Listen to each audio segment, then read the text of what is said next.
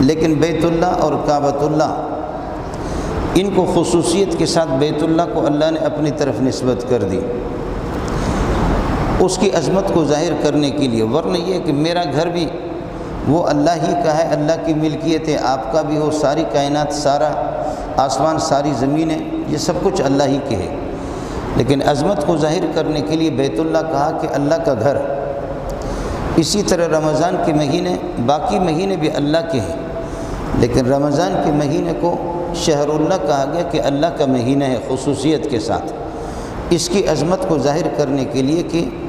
اس مہینے میں جیسے اللہ کا قرب جتنا حاصل ہو سکتا ہے باقی مہینوں کے اندر اتنا حاصل نہیں ہو سکتا۔ اور بعض علماء محققین لکھتے ہیں کہ رمضان یہ اللہ کی صفات میں سے، جیسے کہ الرحمن، الرحیم، الغفار، القہار، الجبار، العزیز، المتکبر، یہ اللہ کی صفات ہے، تو اسی طرح رمضان بھی اللہ کی صفات میں سے بعض لوگوں نے شمار کیا کہ یہ اللہ کی صفت ہے۔ ویسے رمض کا معنی آتے جلنے اور جلانے کے اور راکھ کرنے کی کسی چیز کو۔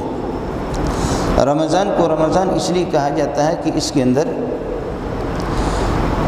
انسان اگر اللہ کی طرف رجوع کرے تو اپنے گناہوں کو جلا کر کے خاک کر دیتا ہے،